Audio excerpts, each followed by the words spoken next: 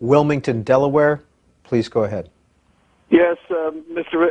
I'm thoroughly enjoying your your interview here. What I want to ask you is basically two things. One, what, in your opinion, just in your opinion, is how the government is going to handle the enormous, huge deficit that Social Security and Medicare has to handle in the next, 20, 30, 40 years? There's a difference of something in the area of $40 to $70 trillion, and we just simply don't have that kind of money.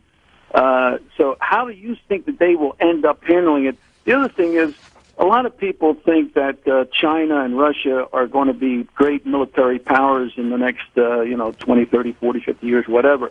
And I maintain I don't think that's going to happen because of their population. There are going to be two countries of old people because of their birth rates, similar to the situation in France and Italy. But that's what I'd like to ask you about. Mm-hmm. Well, your first question about how the government is going to handle the growing expenses for Social Security and Medicare in particular, but there are other programs that are similar in their future projections. These are the two big ones. The government will not do what it cannot do. So what we know for sure right now, there have been a number of careful studies of this matter, and what we know for sure is that the government will not be able to make the payments it has promised to make under existing rules and regulations of the Medicare program and the Social Security program. So we know that it's going to do less. It's not going to provide all the benefits that it's promised to provide. I think it will do this in a number of ways. First of all, I think the adjustments the government makes will be piecemeal, gradual. Little by little, the government will make changes. It's already moved to some extent in that direction. For example, the retirement age has been raised a little bit for Social Security. People who were born when I was born cannot retire with full Social Security benefits until they're 66 years old, rather than 65 as previously. And then there are further adjustments already programmed to raise the retirement age. This gets government out of some of its spending obligations, because each year that you withhold benefits, more and more of those people die before ever receiving any benefits. And that's a fiscally good deal for the government, because unlike the situation if you die and have saved money to take care of yourself in your old age, and you die before retirement, then there's a legacy left to your heirs. But if you're expecting a Social Security pension in your old age and you die, there's no legacy at all. It's just money the government won't be paying out. So every time the government pushes out the age of eligibility, it saves itself some money, and I expect it'll push that farther and farther. Each time it does it, it'll tell us how much healthier we are and how we're living longer, and old people don't need to retire at 65 anymore. They should keep working and pay Social Security taxes longer. But that'll be one way to do it. But there'll be other ways. For example, what's given with the right hand will be taken back with the left. And that also has already begun to some extent. Some Social Security benefits are taxed for some people. So on income equality grounds, the government will take back from higher income people through taxation some of what it's given them as Social Security benefits. Similarly, for Medicare, which is a much bigger deal fiscally, a government will simply withhold benefits. It'll cut back on what it provides. It can't possibly provide all the kinds of services it's providing to people on Medicare now.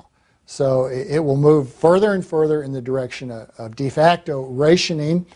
And in fact, I expect some form of national health care to be implemented in this country within the next few years. I think it's a disastrous development, but a great many people want it. And as H.L. Mencken used to say about democracy, it's the theory that the people know what they want and deserve to get it good and hard. So I think when we have a national health system in this country, people are going to get it good and hard, just the way they've been getting it in Great Britain since World War II, in Canada for a long time now, and in other countries. These kinds of national promises to give everybody gold-plated health care don't work. They don't pan out. And what they deliver instead, so that the government can stay within its budget constraints, is various forms of rationing care, including, in Great Britain, for example, simply withholding various forms of care from older people on the grounds that they don't have long to live anyhow, so it's not cost-effective to use health resources for them. Let's preserve them to be directed toward the care of younger people. This kind of inhumanity in what purports to be a humane system is extremely common, and we can expect to see that in this country too.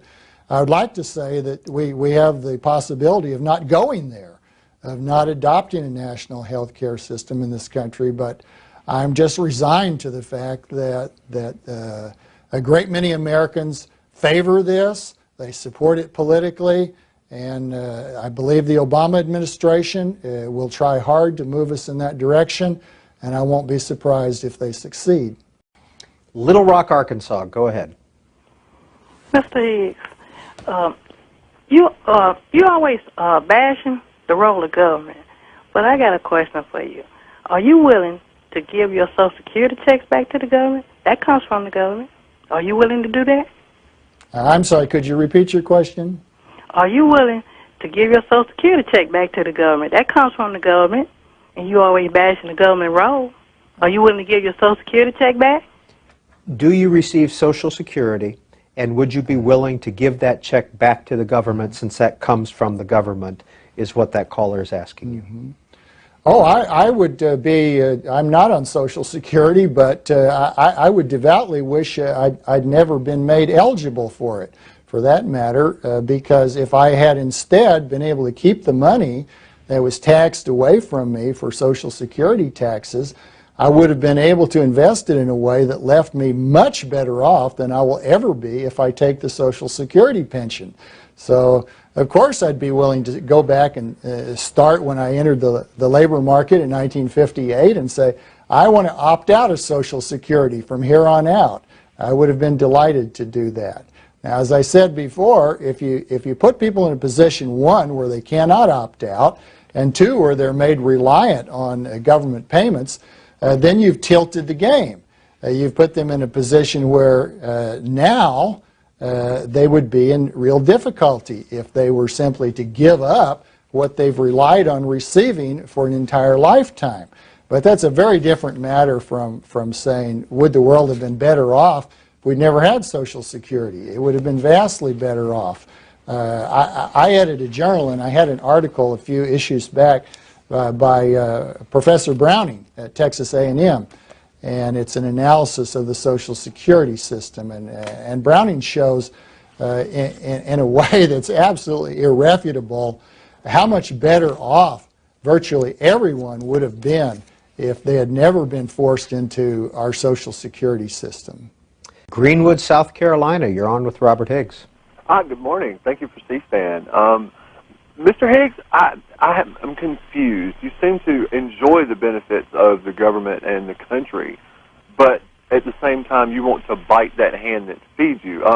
You didn't answer the woman's question earlier when she asked you, would you give back your Social Security if you were taking it? Well, since you're not on it, when you become eligible, will you take it? Would you go so far as to not drive on public roads that were built by the government? And would you go so far as to give back your land that you own back to the Native Americans who were here before the government seized their property? Where does this thing end? It seems a very reptilian type of mentality. Thank you.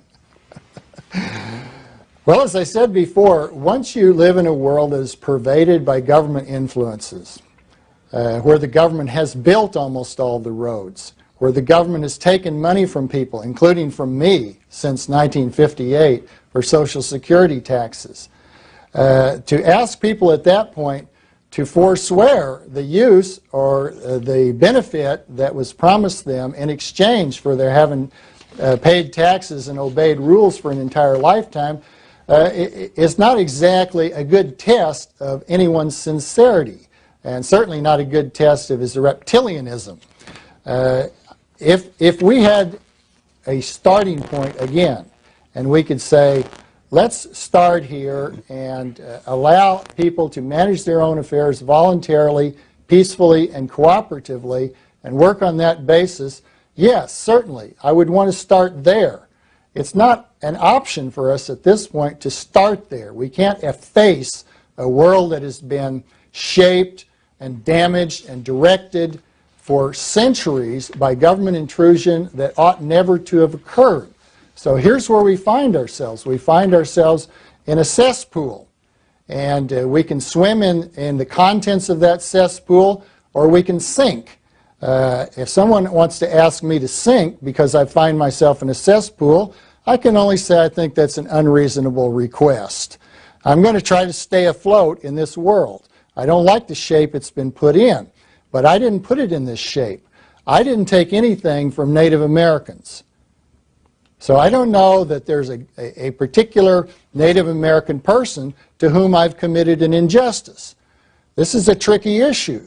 If you go back in history, you find that everybody's ancestors were abused and subjected to robbery and violence at some point. Does that mean that we're all in the debt of everybody, everywhere? This is a very easy and cheap way of thinking about the course of history. And it doesn't really work. When we wrong someone, there's the possibility of restitution. But there's no possibility for me to make restitution for the people who were slain at Wounded Knee by the U.S. Army. I can't give them their lives back. But at the same time, we need to recognize that I didn't take their lives either. I'm not responsible for what generations before me did. And they did a great deal of wrong. But right now, the generation that I'm a part of is doing a great deal of wrong. And for that, I can raise my voice. I can denounce injustice. I can try to move the world in a better direction. I can't take responsibility for every historical wrong ever done. Are you for gun control? Yeah. Who should control the guns? Who should control the guns? Probably the government. Do you trust the government? No. You don't trust the government, but you want them to control the gun? Okay, do you, so you're for gun control? Oh, by far. In fact, I'll say repeal the Second Amendment. Do you trust the government? Well, but who? No. Who should control the guns? Who should control the guns? I say get rid of all the guns. Right, who should be the ones to do that? If we don't trust the government can't be trusted. Who's left to control the guns?